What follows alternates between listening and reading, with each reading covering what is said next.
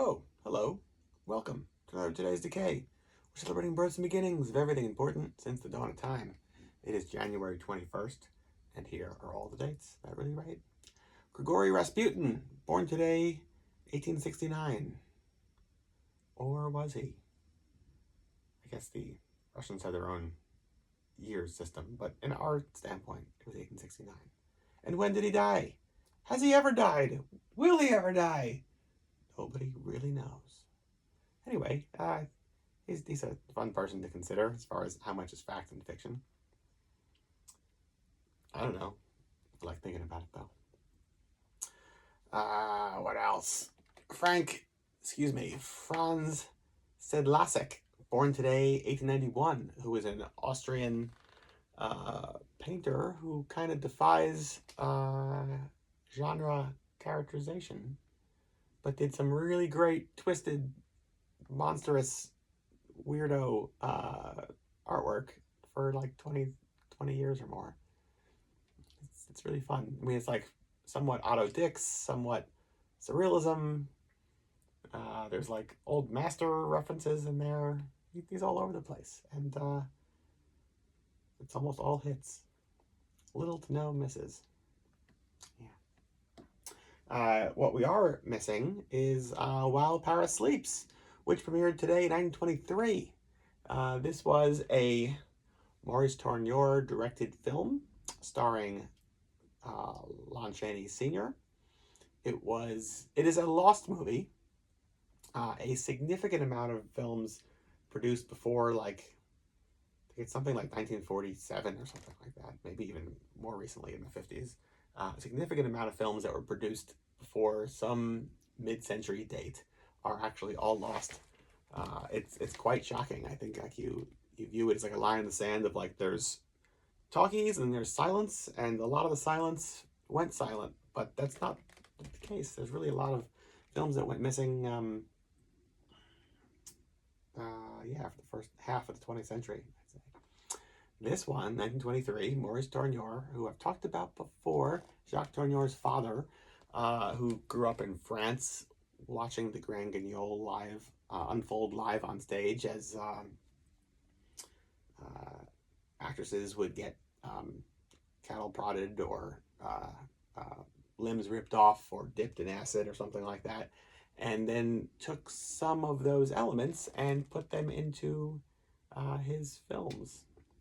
Starting in France, films like Wax Faces, the Dr. Tar, Professor Feather, the Edgar Allan Poe adaptation. He then came to America in the mid to late teens, I think, and quickly connected with Lon Chaney before Lon Chaney was a star. Lon Chaney became a star in The Miracle Man in 1919. This here. At around the same time, Maurice Tourneur cast him in his film Victory, which is really good. Chaney has a supporting role. He cast him in several different pirates in Treasure Island, also a lost movie, and also right around the same time, 1919, 1920, also cast him as a mad wax sculptor in this film, While Paris Sleeps. It was shelved for some reason until 1923. I'm not really sure why.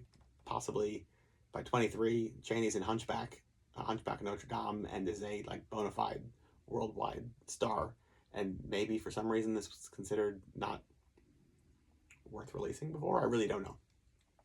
But it didn't come out at the time it was produced. It was shelved for like 3 or 4 years. I've been pretty obsessed with this. It seems like the first example of a mad wax sculptor story that was filmed. There's Silent, White, and Beautiful. That's a short story by Todd Robbins, the same writer who wrote Spurs, which became the inspiration for or the source material for Todd Browning's Freaks. But what year is that? It's right around the same time, probably like 1920 or so. So like this film would have come out before that, and the source material was like, where are you getting this from? Because it is like, the story we know and love that became Mysteries of the Wax Museum and House of Wax and everything else, where you've got a mad wax sculptor who kills people, puts them in wax, and then displays them for art's sake. Right? That old story. Don't we all love that one? Anyway, so I got quite obsessed with this, and it is actually based off of a novel called The Glory of Love by somebody, Beresford, I forget, but the person's pen name is Pan, and it took me forever to find a copy of this, but here is, can you see this? No, it's too dark. Too dark. Right. The Glory of Love. I was trying to go for some expressionistic lighting here, and I think I'm working against myself. The Glory of Love by Pan, and it is definitely French feeling.